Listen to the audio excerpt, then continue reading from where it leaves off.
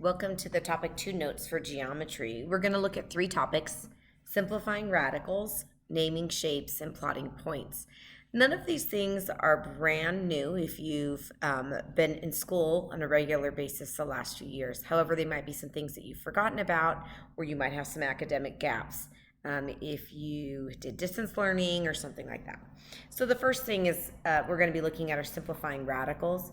So when we're talking about a radical, we're talking about most commonly square roots. Square roots. Something like this, the square root of 49. Well, what we're asking when we're simplifying a radical is what number times itself is equal to 49. That's really what this question is asking. We read it the square root of 49 or root 49 or even radical 49. But the answer here is 7 because 7 times 7 is 49. So that's what we're looking for. We're looking for what number times itself would equal 49, and that answer is 7 because 7 times itself is 49. Now what we're going to be having are a lot of situations where you may not have a perfect square. Like we know the square root of 25 is 5 because 5 times 5 is 5. But what about the square root of 12? What number times itself gives you 12? You may not know that. That might be a little bit harder to figure out. So that's the strategy that we're going to need to put in place. First thing I do want you guys to know is that we are not looking for decimal answers. Decimals are awesome, but that's not what we're looking for when we talk about simplifying. When we're simplifying, we might have some answers that still have a square root in them. And that's going to be common when we don't, for a lot of the problems we're looking at. Our strategy is to make a factor tree and to look for factors that repeat or pairs. Look for pairs or repeating factors. And when you're writing your final answer, any pairs are going to go on the outside of a radical of the square root. And then you're going to have some leftovers at times that will be inside the square root. So let's use the next couple examples to kind of formalize that. If we're looking to simplify the square root of 24, I'm going to make a factor tree and think about values that go into 24. The biggest battle that students have with these types of problems is that sometimes students don't keep their work very organized and they have great answers, but they can't find them and they can't interpret them. So I often look for prime factors or small numbers to divide in. Although I could do 6 and 4, I'm going to do 2 and 12. You might wonder why. Why would I pick 2 and 12? I like 2 because it can't be broken down farther. It's a prime number. Versus 12 can be broken down. And I usually keep dividing by numbers like 2 or 3 or 5, things that are prime to try to help me keep my work organized. You're going to notice my work is kind of all going down rather than going out in a million funny, crazy directions. I'm looking for any factors that repeat. Make a factor tree. Looking for any factors that repeat. I do see that I have a pair of 2s. Pairs are going to go on the outside, and I have that pair of 2s. Notice I didn't write down 4. My question is what number times itself is showing up? 2. 2, there's a pair of 2s. I'm writing 2 on the outside, not 4. The factors that are left over go on the inside, and they're going to get multiplied. If there's more than one in a position, we multiply them. My final answer here is 2 square root 6. 2 square root 6 times itself will actually give us 24 if you wanted to check that. 2 square root of 6 times 2 square root of 6. If I multiply the outside numbers, the whole number parts, 2 times 2 is 4. Root 6 times root 6 is the square root of 36, and that's a perfect square. The square root of 36 is 6, and I get 24. And so I do get back to, this is the answer for the question of what number times itself equals 24. Looking at number 2, you might notice that there's already a number outside of the radical symbol. This -3 is going to need to stay outside. Once things are outside, they stay outside. If we have any additional outside numbers, that -3 will multiply with them. But we don't want to forget about it, so I usually kind of write it down at the beginning of the problem and just kind of leave it alone for a while, and I'll come back to it. All right, I'm going to make a factor tree of 50. I'm going to choose a prime number to divide into it. You could choose 2 or 5. Those are both prime numbers. I'll choose 2. You could have certainly made a different decision than I did. And then factors of 25 or 5 and 5. I have a pair of 5s. Those are going to go on the outside. And then I have this leftover 2. This leftover will go on the inside. The negative 3 that was already on the outside will multiply the 5, and I'll get negative 15 square root of 2. Sometimes kids wonder, where did the 25 go? Why isn't there a 25 left inside? Well, that 25 is not actually there anymore. It's split up into 5 and 5. So I'm only looking at the factors that are at the end of each of these branches. That's why earlier I didn't look at the 6 or the 12, because those broke down further into other numbers. Number 3, as I make a factor tree for this one, you might not be familiar with the factors of 192. Notice that the last digit is an even number. So 2 will go into it, and you could use a calculator. This would be 2 times 96. And then 96 also is even, so 2 will go into that 48 times. And you could use a calculator to do 96 divided by 2. 2 will go into 48, 24 times. 2 will go into 24 12 times. You could just keep dividing these out. Now, on this particular one, I could have made a different factor tree. We'll talk about that in a second. Really, all of these, you have a lot of choices, and not everybody does them the same way, and that is totally okay. I'm going to make a pair of 2s, and that, remember, pairs go on the outside. I can tell I've got another pair right here. Here's another pair of 2s. And yet one more pair of 2s. And then what I have left over here is I have a 3. Now that 3 is left over, that goes on the inside. I do need to multiply those outside numbers together. This dot multiplier here is not really needed. Usually we just write them next to each other and we understand that that means multiplied. This answer is 8 square root 3, or 8 root 3. Now I could have done this differently. If I am really familiar with 192, I maybe would have noticed that this is 3 times 64, and 64 is a perfect square of 8 and 8, and I could have gotten to that pair of 8s really quickly. But I'm not familiar with that number, really. So I ended up using that prime factors of 2, and I got there eventually, but it did take me a little more work because I wasn't that familiar with that number. All right, pause the video, try questions 4, 5, and 6, and when you're ready, restart the video and we can compare. So for number 2, this outside number of 2 will stay outside, and I'll make a factor tree with the 12. I really do try to use numbers like 2 and 3 and 5 and 7, prime numbers, as my divisors. When I make my factor tree, I have a pair of 2s and a leftover 3. So I had 2 numbers on the outside. Those get multiplied together, and my final answer is 4 square root 3. For number 5, I do know lots of factors for this, but again, I like to start with the number 2. You may not like that. In fact, maybe I won't for a minute, just to show you kind of how the work looks if you don't. Let's say you started with maybe 6 times 9, and then 6 is 2 and 3, and 9 is 3 and 3. This one's not that bad, but a lot of students have a little trouble, again, identifying the numbers. If we start to get a lot of factors, this could get really ugly. I'm going to instead kind of stick with my habit of using prime numbers like 2 or 3 as divisors. Just for me, it's a great organizational method, and a lot of students have success with it. I'm going to notice that there's a pair of 3s, and that goes on the outside. Some students circle a different pair of 3s. That's okay. Leftover, I do have a leftover 2 and a leftover 3. Sometimes it's easy to miss one of those. When I multiply the 2 and the 3 together and I write that outside 3 right next to the square root symbol, I get 3 root 6. For number 6, this 5 is already on the outside and will need to remain there. I'm going to break up 60. Again, I could use 6 and 10 or lots of different things. I'm going to do 2 and 30. And then I'll do 2 and 15 and 3 and 5. I can see a pair of 2s. And I have a leftover 3 and a leftover 5 that both go inside the square root. I'm left with 10 on the outside and 15 on the inside, and I write that 10 square root 15.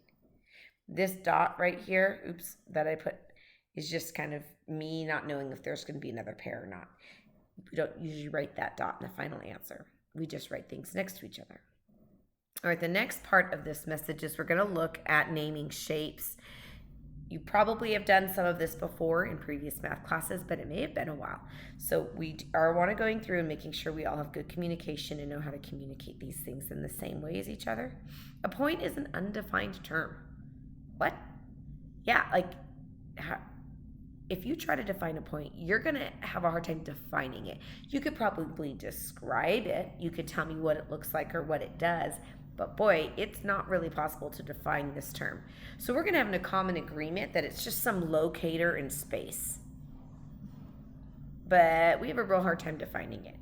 Now, points don't have any size. So this point that I draw and this point that I draw actually don't have any size at all. They're just this little tiny boop pinprick. When we name them with a capital letter. So like this could be point C and this could be point D. That's why I've got the A and the B over here. Please notice that those are capitals. Those cannot be lowercase letters when you're talking about a point. Just like how there's rules in English, like if we're writing the name of a town like Reno, we don't write it with a lowercase, we capitalize it. It's just some of the agreed rules of communication in English. Well, we have agreed rules of communication in geometry, and these are universal across many, many countries and languages, and we are going to use a capital letter to name a point. A line is also an undefined term. Try it. Think about how would you define a line? You might be able to describe it and tell me what it looks like. That's not the same as a definition. What is it? I don't know. It's really hard to just say what it is. It's easier to describe. But lines are going to be straight.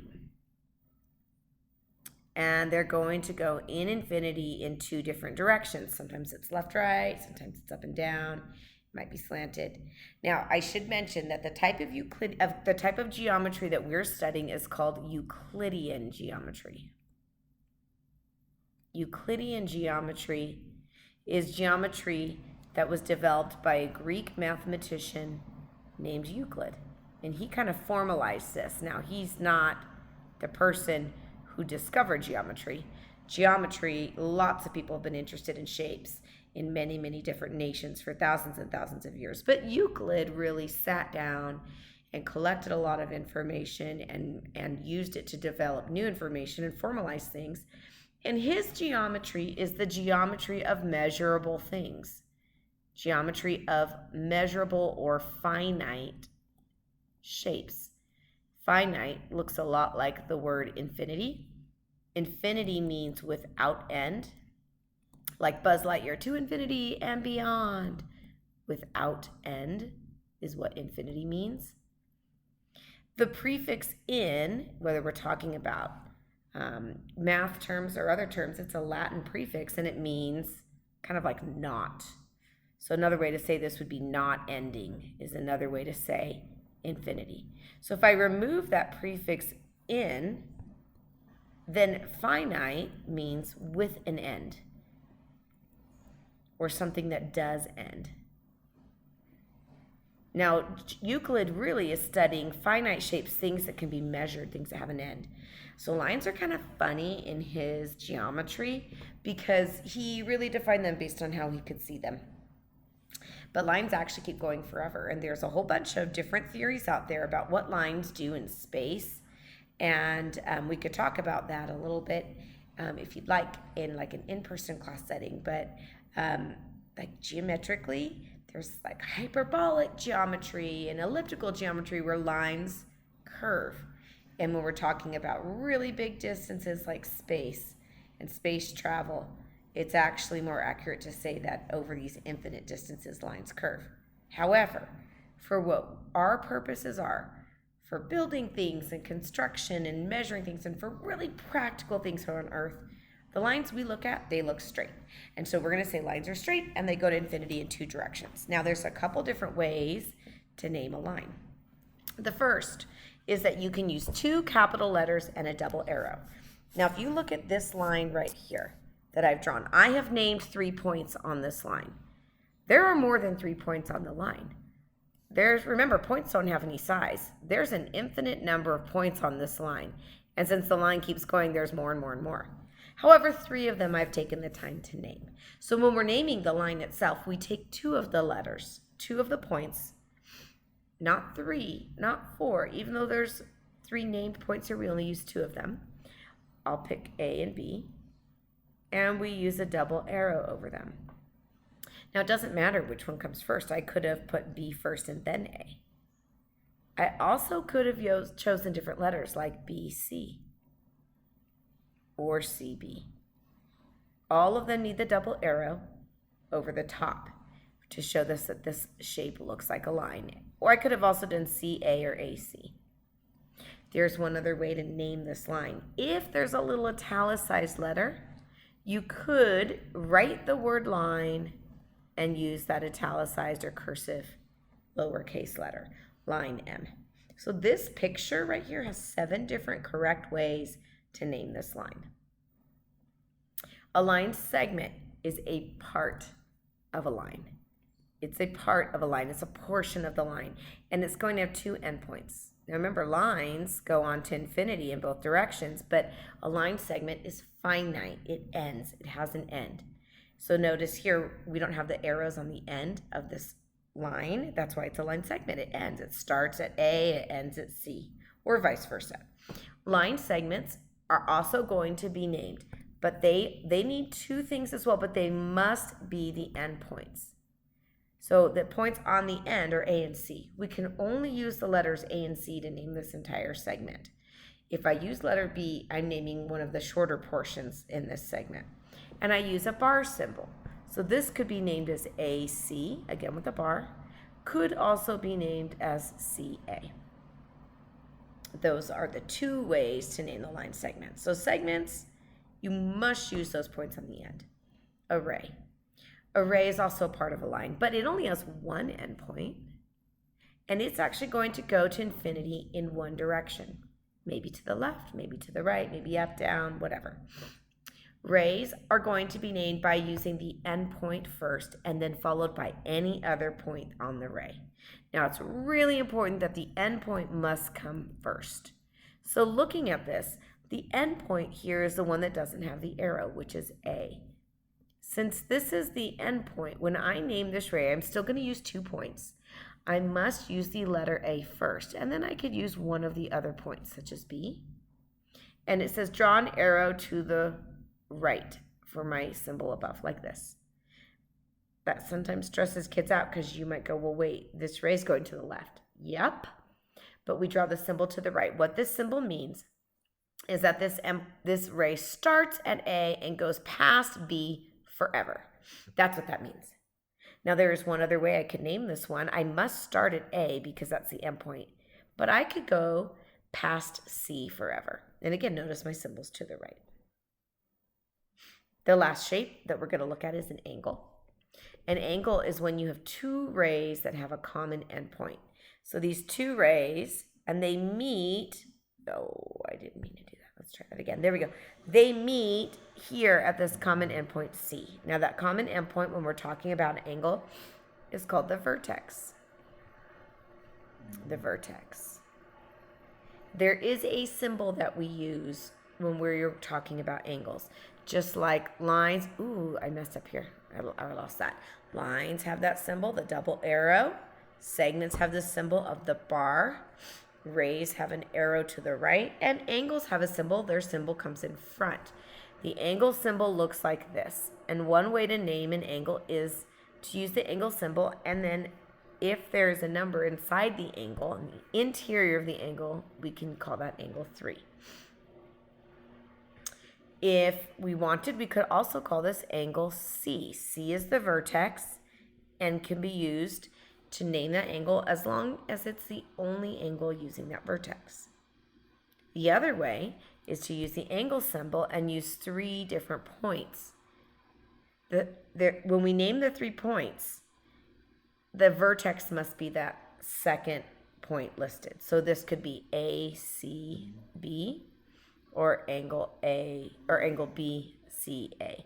Notice that for both of these, The vertex is listed second. You might wonder, why would you ever do that? It's when you have a lot of points using the same vertex. We'll see that on the next page. So we want to name each shape in as many ways as possible. And I've told you in parentheses how many ways I think there are to name it. So starting with this segment, segments must be named by endpoints with a bar over it, and they can be named in any order. If there were additional points on there, we would not use them. We only use those 2 points. This angle could be called angle 6, and yes, the symbol is important. Angle Z, Z is the vertex, or I could use 3 letters, angle D, Z, E, where Z is in the middle, or angle E, Z, D. No matter what, Z must be that middle angle or the middle named one, because that is the vertex. Number 9, there are 3 ways to name this line. I could call this HP with a double arrow, PH with a double arrow, or line M because there's that italicized lowercase letter next to it. This ray in number 10 can be named in 2 ways. I must list the endpoint first, such as XW. Notice the arrows to the right. Or I could do XY, again with the arrow to the right. Angle 1 in this problem. Okay, now this is where we want to be really careful. Angle 1, there's actually 3 angles in this picture. There's this one on the right, that's yellow. There's this one on the left that's green. And if I put them together, there's one big angle that I'm coloring in pink. Now they want me to name angle 1, which is this one.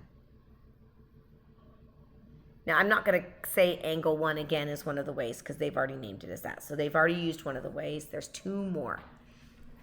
There's 2 more. Now you might think there's 3. I'm going to list one of these that is wrong. See if you can tell which one of these cannot be used. Angle H, angle JHG, or angle GHJ. One of these cannot work. The one that cannot work is angle H. I can't use that one. The reason I can't is because since there are 3 angles, all using H as the vertex, if I say angle H, there's confusion. So it's not a valid way to name it when there's more than one angle using H as the vertex.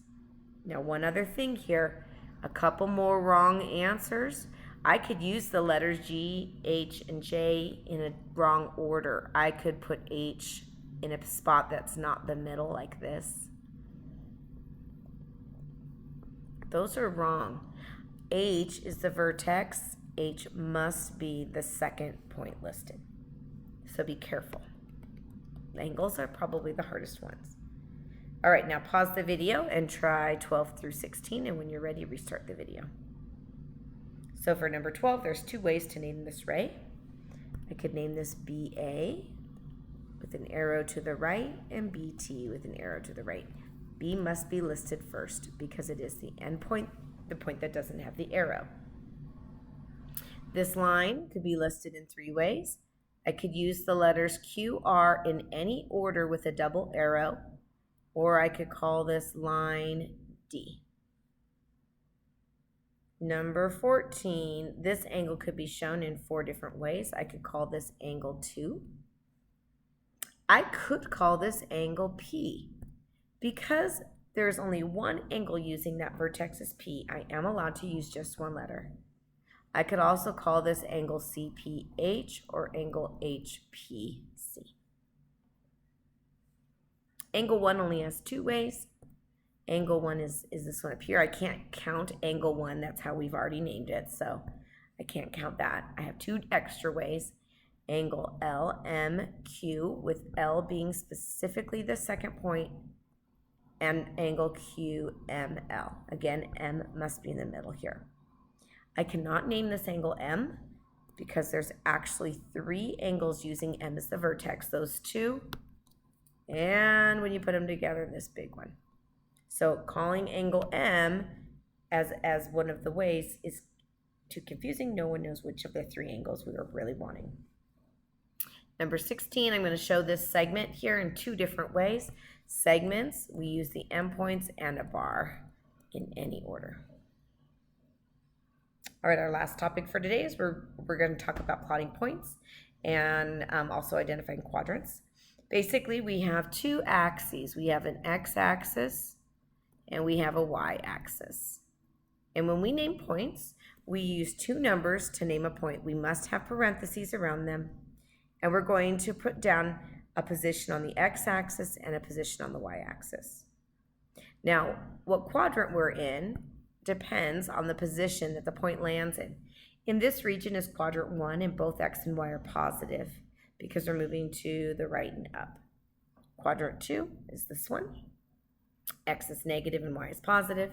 Quadrant 3 is this one. Both x and y are negative because we are going to the left and down. And quadrant 4 is this one where x is positive and y is negative. So for these 15 problems, we are going to plot each point and label them with the problem number. So again, the first number is the x value. The second is the y. The x-axis to the right has positive numbers. To the left has negative numbers. When we're looking at the y-axis, above 0, above the origin, all of these numbers here are positive, and below the origin, all of those are negative. So when I'm looking at negative 2, 7, I need the negative 2 for the x, which is to the left 2 from the origin, and then up 7 for the y. This is problem number 15. Number 16, I'm looking at 3, which is to the right 3, and since it's a negative 6 for y, that's down 6. This is question 16. Number 17, the first number is the x-coordinate. It's positive, so to the right 5, and down 3 since that's a negative. Number 18, the x value is negative, so that'd be negative 2.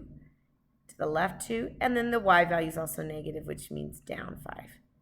This is question 18. Number 19 is at 4, 0, which is to the right 4, and then not moving up or down, we're staying on the x-axis. Number 20 is 0, negative 4. Now that number 0 is in the x portion, x position, so we don't get to move to the right or the left. We're going to stay right here in the middle. And then the negative 4 is telling us on the y-axis, which is down. This is question number 20 right here.